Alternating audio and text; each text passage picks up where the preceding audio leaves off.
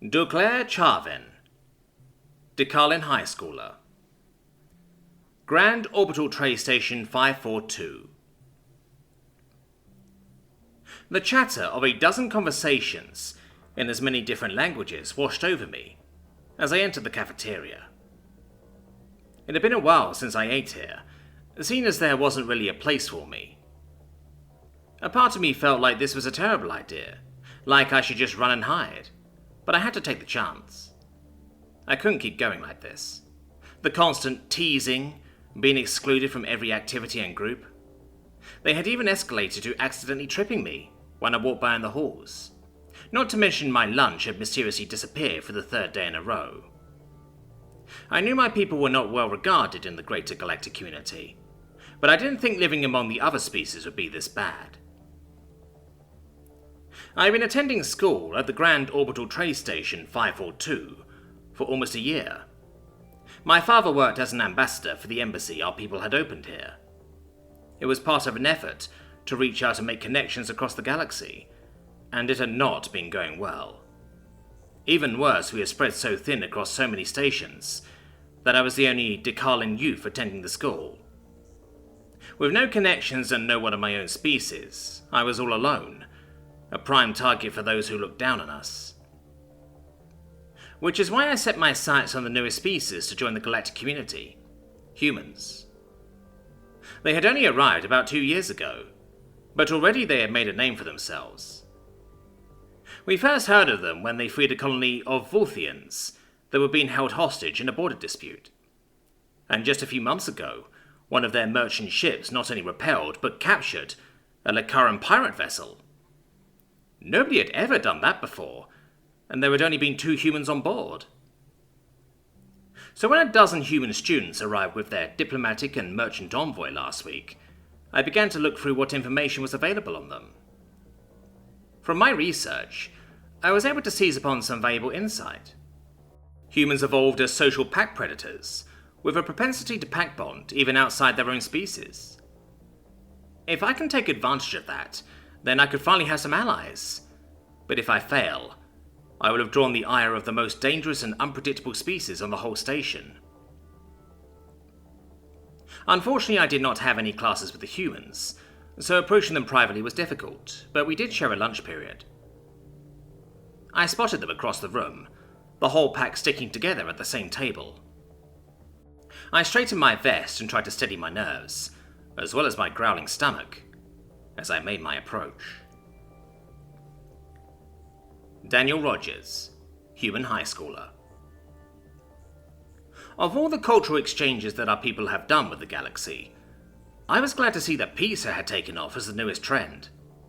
It had become so common that even the school cafeteria served it, although their insistence on making it in a giant sheet and cutting it into squares was both nostalgic and incredibly frustrating. I was musing on the nature of such galactic cuisine when I was interrupted by a nudge from my friend Jeremy. "Hey, Daniel, can I borrow your notes for galactic history?" "Man, did you fall asleep again? That special human meditation excuse of yours is not going to last very long, especially if you keep snoring." "Hey, I was not asleep this time. I was just thinking about other stuff. Besides, galactic history is boring. It's all just factions and politics and dates over and over again. I can barely remember the names of half the species in our class, let alone which ones went to war with each other 1,000 years ago." He slumped down and put his head on the table, turning his face to look out over the cafeteria. "Like that little deer guy over there. I have no idea what they are." I turned to follow his gaze and spotted the small alien in question. It was only about 3 feet tall, but it had 2 of most things like us humans did.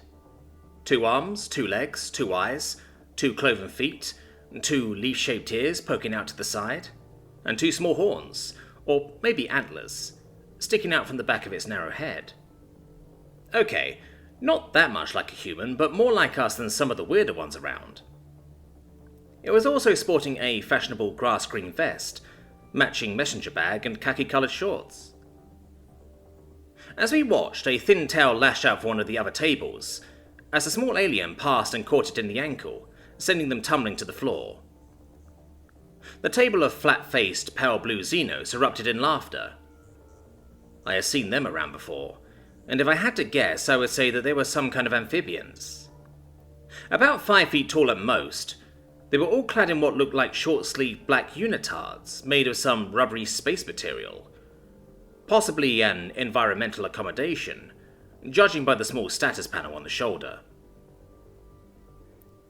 I didn't need to hear the apology to tell that it was dripping with sarcasm. It was clear from their shit-eating grin full of pointed teeth, and the way they cackled as the little deer walked away. A low came from Jeremy as the scene concluded. "Thousands of light years and they're still assholes," I muttered. "Should we do something about that?" he asked, propping his head back up on one hand. I sighed. "No. Dad said we are here to learn and observe, and that we shouldn't criticize or disrupt any alien cultures or relationships." "Well, my dad says if anyone fucks with us, I should kick their ass to set the appropriate precedent. That's why your dad is in charge of security, and not interstellar xenorelations." He grunted, as I went back to contemplating mediocre xeno pizza. I had only taken a few bites when I was interrupted again, this time by a small whistling sound. The small deer alien was standing at the edge of our table, its head just coming over the top as it regarded me patiently. Hi. I don't believe we've met." "We have not. I'm Duclair of the Decarlin people." He spoke in a high, whistling voice. "Oh, well, I'm Daniel, this is Jeremy, and those two are Susan and Charlie." I gestured to the others immediately nearby. Charlie was not so subtly tapping on the far side of the table to get the attention of the rest of our group. What can we do for you, Duclair?" "I would like to join your pack, if I may." He hesitated for a moment before finishing in a rush. The four of us exchanged confused glances as we struggled to process the odd request. "I'm sorry, did you say join our pack?" "Yes, I would like to know how to do so. Are there certain criteria I must meet? Or some kind of ritual?" "Well, that's not really—" Whoa. Hang on a minute, Dan. Let's not be hasty here." Jeremy stopped me. "Let us discuss, amongst the pack, while you entertain our guest." I wasn't sure how to feel about Jeremy's suspiciously formal tone as he scooted down the bench, leaning in to form a huddle with the rest of our group. They had clued in that something interesting was going on, and Jeremy was quickly filing them in with a hushed whisper. The poor Decarlin was left standing nervously, with his ears drooped low. "Duclair, right? Why didn't you tell us a bit about your people? I haven't heard of them before." All the whispering and giggling going on behind me was making me nervous too. Maybe getting him talking would help both of us. "That's not surprising. My people do not have much presence outside of our homeworld. As for our history, the short answer is that we were slaves." Charlie nearly choked in his drink across from me, and Susan gave him a few hearty slaps on the back as he coughed. "The Navarans were our interstellar neighbours," he continued, glancing back at the table of pale blue Xenos. "They found us when we were only just building telescopes. There was nothing we could do to stop them from taking over. Our world was stripped of resources and our people enslaved for generations. We were only freed about a century ago when the Navarans entered the greater galactic community." Jeremy clapped his hand on my shoulder again, as the rest of our group rose from the table. "Wonderful history lesson. You will have to excuse us for a moment. Please continue to interview the applicant while we prepare the ritual." His voice dropped an octave, and dripped with gravitas at those last words. "The what now?" I hissed at Jeremy. "What the hell did those guys decide on back there?" Jeremy just gave me a wink and slapped my shoulder again, before striding out of the cafeteria with the rest of our group. The small Xeno in front of me was watching them go nervously, his ears flicking back and forth. So you were saying that your people were freed?" "Right." He struggled a bit to return to his train of thought. "Slavery is illegal in the galactic community, so our freedom and the return of our homeworld was a requirement for them to join.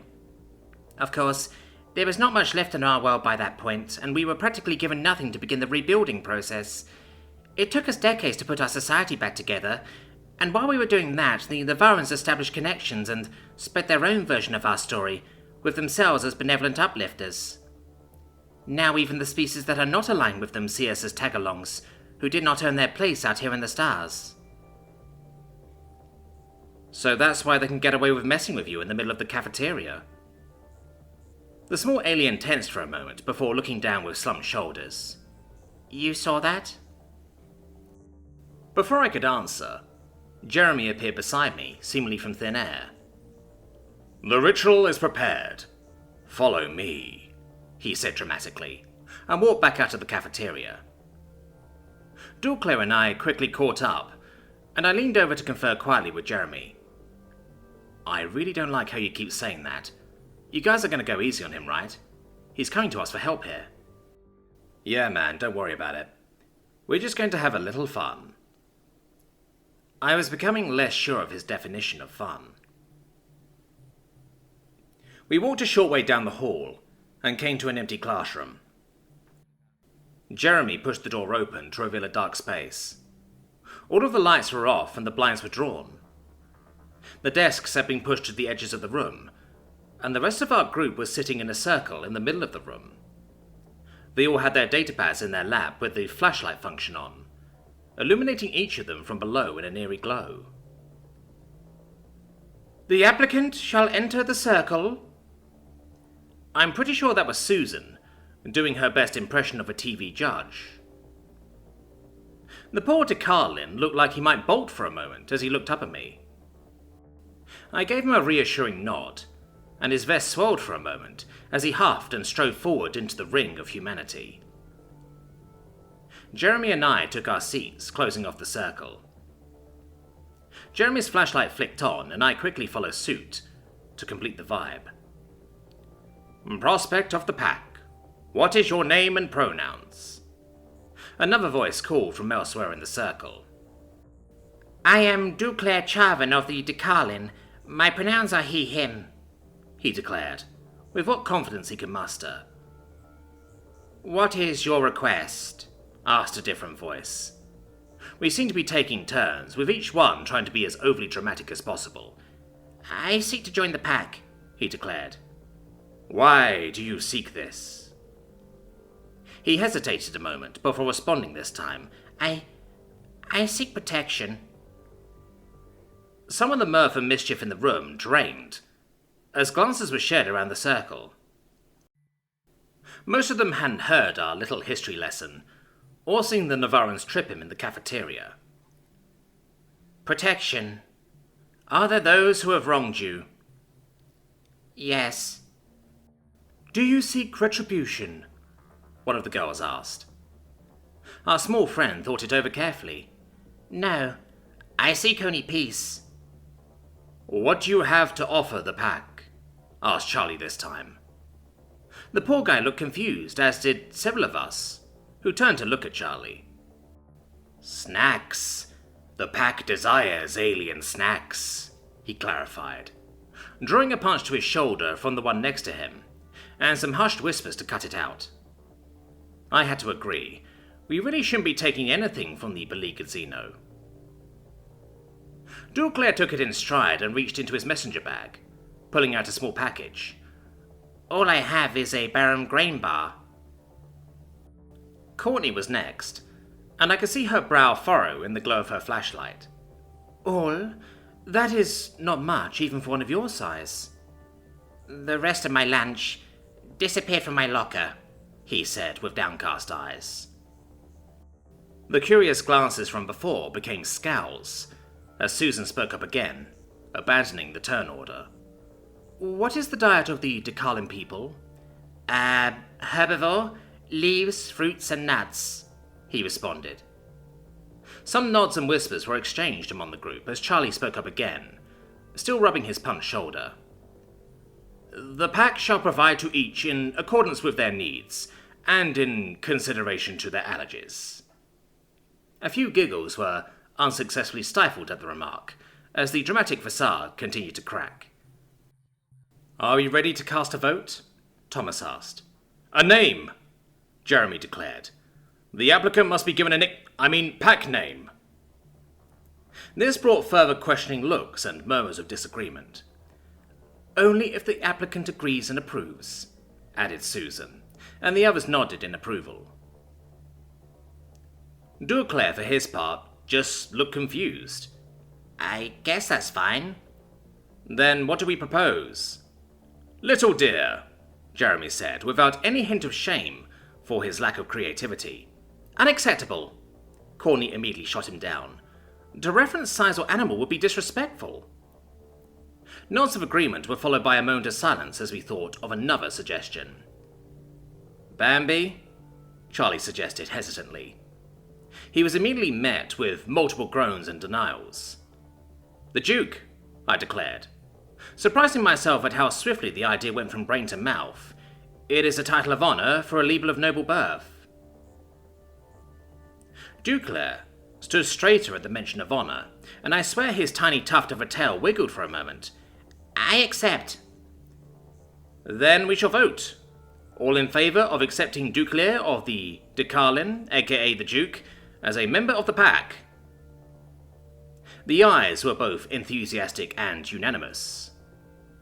All opposed? The room was silent, but for the beaming smiles on every face. Jeremy stood, and the rest of us rose with him. Then you are hereby accepted. Welcome to the pack, Duke. The Duke, Decarlin High Schooler. 4 hours later. The rest of my lunch period had been a whirlwind of excitement. I returned to the cafeteria to sit with my new human pack.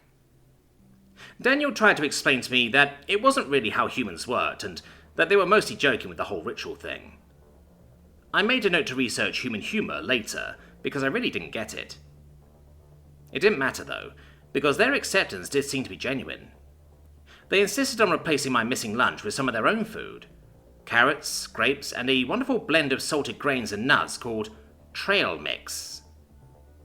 Charlie also got a chance to try my Baron grain bar, which he described as granola, if it were made of spinach, Brussels sprouts, and lima beans. This seemed to entertain the other humans despite his apparent distaste for it. He still gave me a large fruit in exchange. Altogether it was more than I could eat, but they insisted I take all of it. I was also instructed to meet them outside the school once classes were done, which is where I found myself now.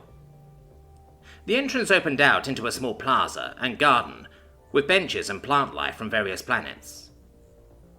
The dome of the orbital station soared high overhead, a hexagonal pattern of support beams, slightly obscuring the view of the stars beyond. A bright green speck marked the closest planet. It was uninhabitable, as were all planets in the system. It was important for a diplomatic hub like this to be in neutral territory, with few resources to fight over. I turned my attention back down to the fruit Charlie had gifted me while I waited. A Honeycrisp apple, about half the size of my head. It was a beautiful mix of yellows and reds. I planned to present it to my father when I arrived, and told him about my day. I was slowly turning it in my hands to admire the colours, when a pale blue hand snatched it from my grasp. Scavenging the scraps of superior races as usual, Decarlin. The flat face of the Navarran split in a menacing grin, showing off a row of pointed fangs. I had managed to avoid them or any of the other hostile species for the afternoon, but it seems that their leader, Mackie, had caught up to me. His usual retinue of fellow Navarrans was close behind, sniggering at my torment. I tried my best to play the diplomat.